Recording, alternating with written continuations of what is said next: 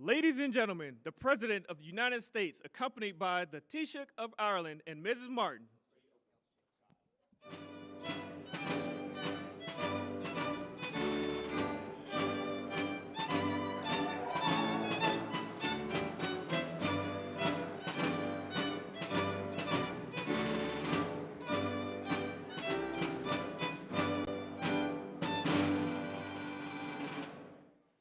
Well, thank you very much. It's a great honor. Great people. A lot of Irish friends right there. A lot of very, very good Irish friends. But thank you all for being here. Even though it's still a few days away, I want to be the first to wish each and every one of you a very happy St. Patrick's Day. It's a big day. And as a lifelong New Yorker, nobody knows the Irish better than me. I know too much about the Irish. So let me begin by saying I really do. I love the Irish. I've had great, great friends over the years, and I love the Irish, special people. And I've been to Ireland many times. I have a lot of property in Ireland, actually, and it does very well, so I like it. If it didn't do well, I wouldn't like it. But I'm always struck by the awesome beauty of the Emerald Isle and the strength and warmth and grit and grace of the Irish people. Very few people can compare. Today we're delighted to welcome Taoiseach Micheál Martin, a very special man doing incredibly well and very popular, and his beautiful wife, Mary, and I want to thank you both for being here. The first official visit to the White House, so thank you very much for being here with us. Thank you. Thank you.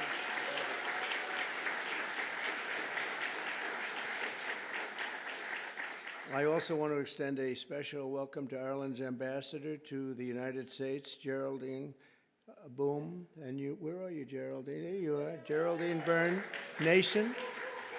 And you're going to be working with this gentleman right here. He's a very great golfer, one of the best golfers that you'll ever see. He'll be playing golf all day long he'll take clients out to play golf, but he's won many, many club championships. And Ed Walsh, congratulations. Great, great, going to be great. We're grateful also to be joined by the members and many members of our cabinet, proud Irish Americans, Sean Duffy and Robert F. Kennedy Jr. Where's Robert F. and Sean? Hi, Bobby. I knew that, let's see, Duffy we knew, and Kennedy we knew. Some of you I wasn't as sure. Pam Bondi, I don't know. Are you Irish? Are you Irish? I don't know, with that name, I can't figure that out. She's doing a hell of a job, I'll tell you. That Attorney General Pam Bondi, Secretary of Energy,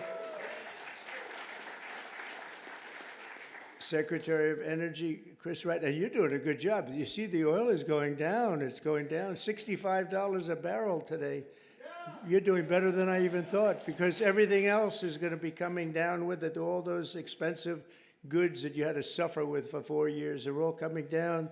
Energy leads the way. Thank you. Good job you're doing with our friend, right? HUD Secretary Scott Turner. You're not Irish, Scott. Where's Scott? Give me a break, Scott. You know, I want to be politically correct and not mention it, but I'm going to say, how much Irish do you have in you, Sean? I don't know. He said 0. That's right. Secretary of Veterans Affairs, Doug Collins. Doug, thank you, Doug. You're Irish. EPA Administrator Lee Zeldin. He's one of the most important guys. He's going to get those approvals. A nuclear power plant will take less than 2 weeks to get approved, right, Lee? They used to take 15 years. We're going to do it in a couple of weeks. U.S. Trade Representatives, Jamieson Greer. Where are you, Jamieson? Jamieson Greer. Thank you, Jamieson. And I also, there's a very special man here that I've been watching a long time. One of the greatest dancers ever in the world. Michael Flatley is around here someplace. There's nobody like this guy. Great, Michael. I've watched him, Radio City. I've watched you a lot, Michael. His feet, the way they moved. I don't know how the hell you do it. Can you still dance like that, or is Father Time caught up? You know, Father Time has never lost. You know that, right? But you're doing great. You look fantastic. Also with us are Representatives John McGuire. John, hi, John. Good. Bill Heisinger. Bill, thank you. Ronnie Jackson, Doc Ronnie as I call him, even though he's a congressman. Special guy. John Joyce. John. Thank you, John. David Joyce. David. Thank you. And Guy Resenshathaler. You know that Resenshathaler. That's actually the way you pronounce it, you know. Nobody else gets it right. I got it right, but it's a hell of a name. And despite that, he's very successful at what he does, which is politics. And he's a great guy. Thank you, Guy. We have come together to this beautiful White House this evening for the annual Shamrock Ceremony, a living symbol of the long and unique friendship between Americans and the Irish. And we're always going to have that friendship, just like we have a great friendship. We'll always have that very special friendship. This wonderful tradition dates back to 1952, when the first Irish ambassador to the United States sent President Truman a box of shamrocks as a gesture of goodwill. You hear that, Walsh? The first. You're not the first. I don't know what you are. What number are you? Do you have any idea? It's been a long time, right? Let's see. I could figure it out pretty easily. The bond between our nations is the old America itself, and it is as old as our country. So many Irish volunteers risked their lives in the American Revolution, and George Washington described Ireland as, quote, the friend of my country in my country's most friendless day, meaning Ireland stuck with us when we were not doing so well, when it was looking pretty bad. Irish heritage gave us the boldness of Andrew Jackson. I didn't know Andrew Jackson was Irish. The brilliance of F. Scott Fitzgerald, Henry Ford, and Walt Disney, and the leadership of the late, great President Ronald Reagan.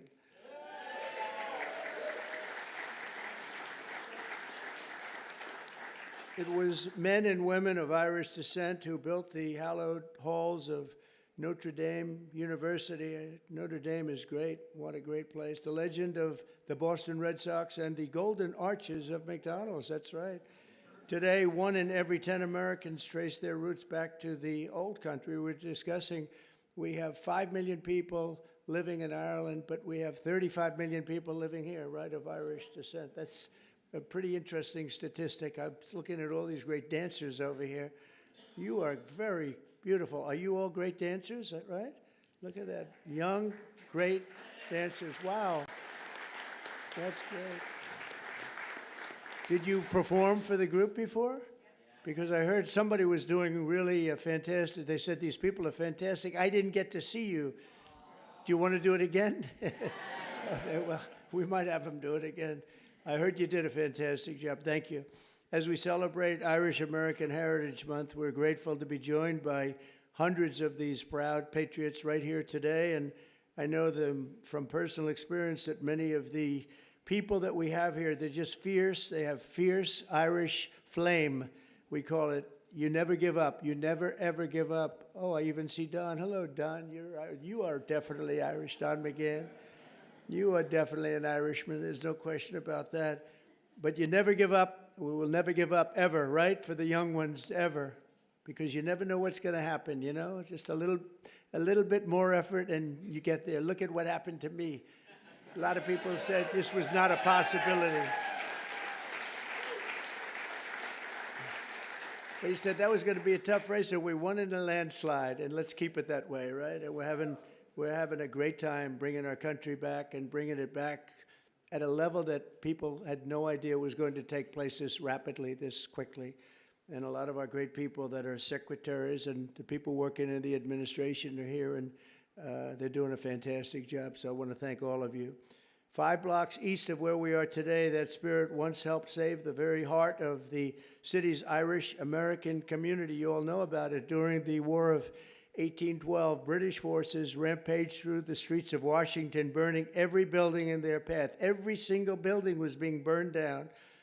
Almost everyone fled, but not Father William Matthews of St. Patrick's Church, which was built to serve the Irish workers who came to build the Capitol and the White House. They were building the White House, and they formed a great bond. And they were doing the pretty important buildings, the White House and the Capitol. I would say that's about as good as it gets. As the fire spread, the priest and the group of his parishioners said that we're just going to have to barricade ourselves in. We're going to have to do something because it's really bad. It's really dangerous in here. And inside the church, they climbed to the roof armed with only buckets of water. That's the only thing they had. And the other thing they had was faith in God. They had a big faith in God. They said, God will never do this to us. Risking their lives, they defended the church, and more than 2 centuries later, St. Patrick still stands as a beautiful testament to their incredible resolve and bravery, and the patron saint of the Emerald Isle, and that's what it is, St. Patrick.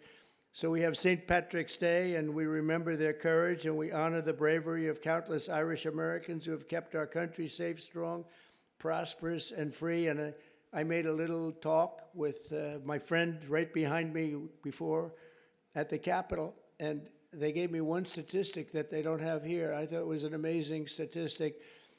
50% of the people that won the Congressional Medal of Honor were Irish. Can you imagine? And I want to check on that, because that sounds to me, it's just that. I want to, Pam, would you please have that investigated? Because how is that possible? Seriously, how is that possible? I was very surprised to see that, Mary. Would you agree that that's possible? With the Irish, anything? With the Irish? Now, think of it. The Congressional Medal of Honor is the highest award you can get in this country. And 50%, well, they also have the Presidential Medal of Freedom. But I will say the Presidential Medal of Freedom, it's much easier to, I mean, you get it for achievement in something, but you don't have to take many, many bullets, although there has been one bullet that was, there's been one bullet that was not too good. I'm the only one, the presidential, that got that. But think of that, 50% of the people that received the Congressional Medal of Honor had Irish heritage and were involved in some form with the Irish, and that's pretty good. That's a pretty big statement. In closing, I want to remember one more Irish-American patriot our nation lost this week. In 1979, Anthony R. Dolan, some of you know that name, a lot of the people that work in the White House know it very well, became the youngest ever Pulitzer Prize winner for his reporting on government corruption in Stamford, Connecticut. In 1981, he became the chief speechwriter to President Reagan, whom he served for 8 years. That's a long time. That's the full time, 8 years, coining the phrase evil empire. That was his word. That's a very famous, if people aren't here, the evil empire was a very profound statement. Tony served as a White House advisor throughout my first term, and most recently was a special assistant to President on domestic policy and the Domestic Policy Council. He passed away early Monday morning, and his family is devastated, to be honest. They're devastated. A couple of the family members are here, but they're devastated. He was a great person, great, brilliant writer, and so he will be very greatly missed. And Tony is looking down on us right now, and he was so proud of what he did and his heritage. He was so proud of his heritage. So I want to thank him and his family for the incredible job they did. Once again, let me wish everyone a very happy St. Patrick's Day. And with that, I would like to ask Taoiseach Martin to say a few words. He's a very, very special man in Ireland. As you probably know, he's a very popular guy, which is not easy in Ireland. And it's an honor to have both Mary and Michael here with us, because we really, we've gotten to know each other very well, and they're great people. Thank you very much, everybody.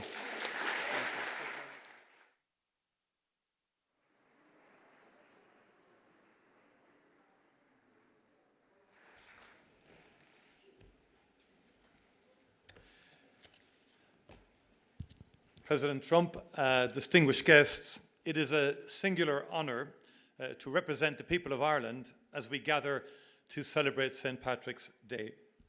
The time-honoured tradition of the Shamrock Bowl ceremony is an important moment to reflect upon the relationship between our two countries. Mr. President, as you said on an earlier St. Patrick's Day, and I quote, "Through trial and triumph, ups and downs, thick and thin, the extraordinary Irish people have stood by America's side, and America will always stand by theirs." Our peoples have stood side by side for a long time. And next year, the United States marks the 250th anniversary of the Declaration of Independence. Of the 56 signatories of that historic document, 3 were born on the island of Ireland, and many others were of Irish descent. Since then, Irish America has been at the heart of shaping this great nation.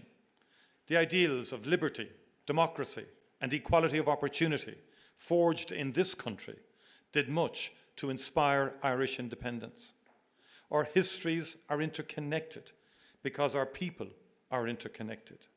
Today, as the President has said, more than 30 million people claim Irish ancestry in the United States. Those who came to America seeking refuge from poverty and hunger at home worked hard. They helped build the railroads that connected this country and the skylines that defined it. Others served their communities and their adopted home as firefighters, teachers, nurses, doctors, policemen, and soldiers. Irish people can now be found in almost every industry and community across the United States. Mr. President, Irish Americans have lived the American dream.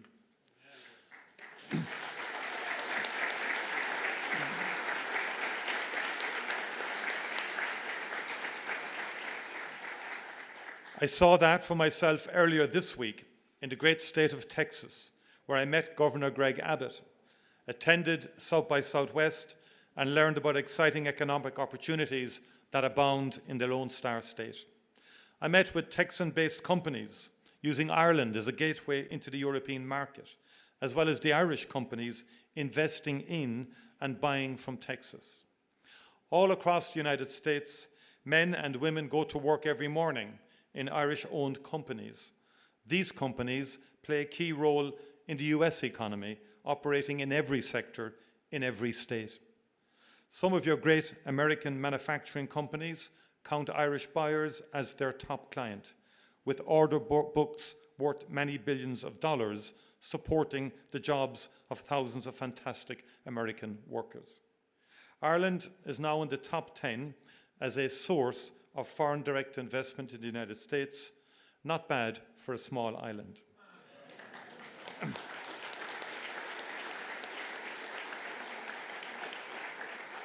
Ireland likes to trade with the United States, and the United States likes to do business with Ireland because we are strong and reliable partners. Mr. President, let's do even more and better together. In the past, Irish labourers came to help build the new republic, the beacon on the hill. They even built this beautiful White House. They built the roads and the railroads that made this mighty union possible. Today, Irish companies are building the infrastructure connecting the United States in the 21st century. Throughout our great shared history, Ireland has played a role in bringing America closer. In doing so, we've been proud to help make this country great. Mr. President, American companies continue to invest in Ireland, where our access to the European market, talented workforce, and consistent and stable business environment makes us one of the best places in the world to do business. And just like our peoples and cultures, our economies are deeply interconnected. Investment in Ireland helps American companies sell their products across the world. Our island is home to a people with an outward perspective, generations of whom have looked to the United States for opportunity and inspiration. We've built prosperity through free and fair trade with partners all over the world, and particularly here in these United States. Let us continue to build on that foundation, bringing ever-growing prosperity to both our great peoples. Let us continue to work together to make sure that we maintain that mutually beneficial two-way economic relationship that has allowed innovation and creativity and prosperity to thrive. Mr. President, on St. Patrick's Day in 1981, in this House, President Ronald Reagan spoke of a just and peaceful solution to the conflict in Northern Ireland. And that was the start of an extraordinary journey. 17 years later, after enormous effort and commitment and dialogue and disagreement and sheer perseverance, we signed the Good Friday Agreement. We signed a just and lasting peace into being. And the United States of America was at the very center of that magical moment of hope and inspiration. Successive presidents, Republican and Democrat, cared enough to put in the late nights, the persuading, the cajoling, the negotiating, the encouraging, the influencing. And Mr. President, 3,720 people were killed in that conflict, and close to 50,000 people were injured. In per capita terms, that's many millions of Americans. And just imagine that for a moment in terms of the scale of what happened.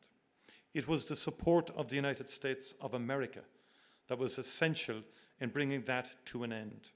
One of the greatest achievements of American foreign policy, with heartfelt commitment from both sides of the aisle. The story of peace in Ireland is one that we wrote together. We know building peace is a difficult and painstaking task, but when the mighty United States of America puts its shoulder to the wheel, there is no mountain it cannot move.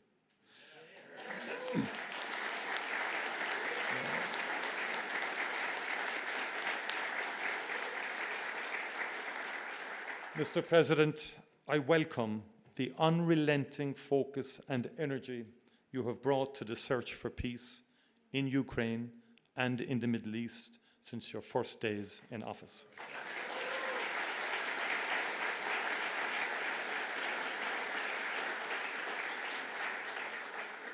In my view, there is nothing more noble, President, than the pursuit of peace, and this is what you are doing.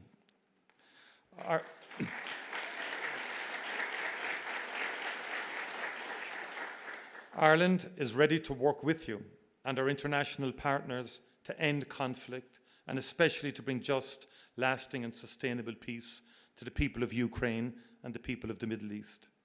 Conflict and war hurt the most vulnerable. Too many children in particular have died in Gaza, in Israel, in Sudan, and too many children have been abducted in Ukraine.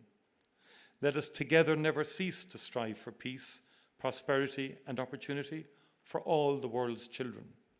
That would be an extraordinary achievement for the transatlantic relationship and an extraordinary legacy for the ages. Mr. President, County Clare is one of the most beautiful places on this earth. And Doonbeg is one of its finest jewels. One of Ireland's finest poets, and we've had a few, as you know, wrote of the beauty of County Clare along the flaggy shore in September or October, when the wind and the light are working off each other. And Heaney wrote of how Ireland can catch the heart off guard and blow it open. I have been to that part of Clare, and I know that that is true. Mr. President, I hope that we can welcome you to Ireland soon to catch your own heart off guard. You know better than anyone the beauty of Doonbeg, a place that would take anyone's breath away. Gorov Mila Amahagut, Banachdi na Fela Podrig Oruv Galer. Thank you very much indeed, and happy St. Patrick's Day to you all. Thank you.